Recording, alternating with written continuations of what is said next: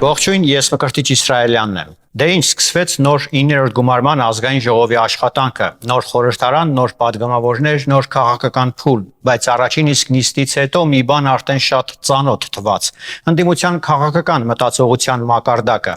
Ընդդիմադիր падգամավորը հարց է ուղղում ազգային ժողովի նախագահի տեխնացուին։ Արդյոք պաշտոնյան Թուրքիայում սովորելու տարիներին թուրք տեսել է։ Այստեղ խոսքն արդեն նույնիսկ քաղաքական հայացքների կամ իշխանություն, ընդդիմություն, դասական հակադրության մասին չէ։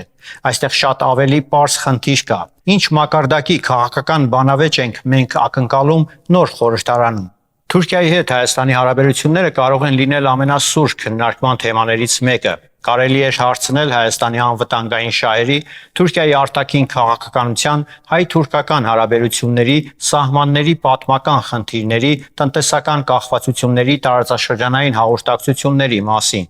Կարելի է հարցնել ինչպես է պաշտոնյան գնահատում Թուրքիայի քաղաքականությունը Հայաստանի նկատմամբ, ինչ է փոխվել վերջին տարիներին, որտեղ են Հայաստանի կարմիր գծերը, ինչ ռիսկեր եւ հնարավորություններ կան հարաբերությունների կարգավորման գործընթացում։ Բայց այդ ամենի փոխարեն հարցնում է Թուրքիայում սովորելիս թուրք տեսել է թե ոչ։ Սա արդեն քաղաքական հարց չէ, սա քաղաքական ցածրակարգ բանավեճի իմիտացիա է։ Եվ ամենավատն այն է, որ նման հարցերը միայն տվյալ падգամավորի մասին չեն խոսում, դրանք ցույց են տալիս, թե ինչքան ցածր նշաձող է երբեմն սահմանվում ընդդիմադիր քաղաքականության համար։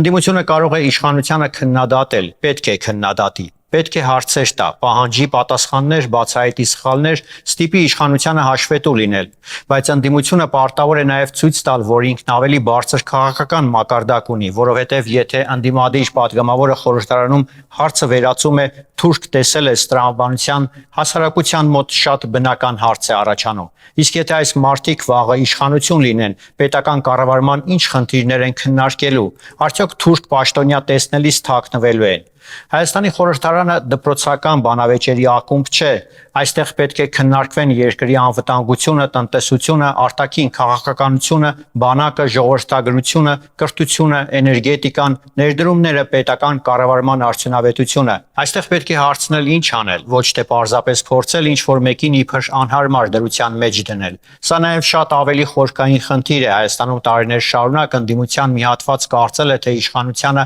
քննադատելու համար բավական է իշխանության ցանկացած քայլի հակառակն ասել։ Հիմա էլ կարծես նույն տրամաբանությունն է շարունակվում։ Միայն թե երբեմն քաղաքական բովանդակության փոխարեն ստանում ենք էժան պոպուլիզմ եւ ազգային զգացմունքների վրա խաղալու փորձ։ Իսկ հասարակությունը դրանից արդեն հոգնել է։ Մարդուն այսօր հետաքրքրում է ոչ թե այն, թե արդյոք պաշտոնյան Թուրքիայում գտնվելու ամիսներին քանի թուրք է տեսել, այլ այն, թե ինչպես է Հայաստանը հարաբերություններ կառուցելու Թուրքիայի, Ադրբեջանի, Իրանի, Վրաստանի, Ռուսաստանի, Եվրամիության եւ Միացյալ Նահանգների հետ։ Ինչպես է Հայաստանը դառնալու ավելի անվտանգ եւ ավելի ուժեղ պետություն։ Ահա այս հարցերի շուրջ է պետք տեսնել ընդդիմության իրական կարողությունը։ Իսկ եթե խորհրդարանի առաջին նիստերից մեկը սկսվում է Թուրքիայում թուրք տեսել ես մակարդակի հարցով, ապա պետք է ուղղակի արձանագրել Սամվել Կարապետյանը կրկեսը բերել է խորհրդարան։ Խնդիրը նույնիսկ այն չէ, որ ընդդիմությունը իշխանությանը փորձում է սրամիտ քննադատել։ Խնդիրն այն է, որ երբեմն թվում է ընդդիմությունը դեռ չի հասկացել, որ իշխանության այլընտրանք լինելու համար միայն իշխանությանը դեմ լինելը բավարար չէ։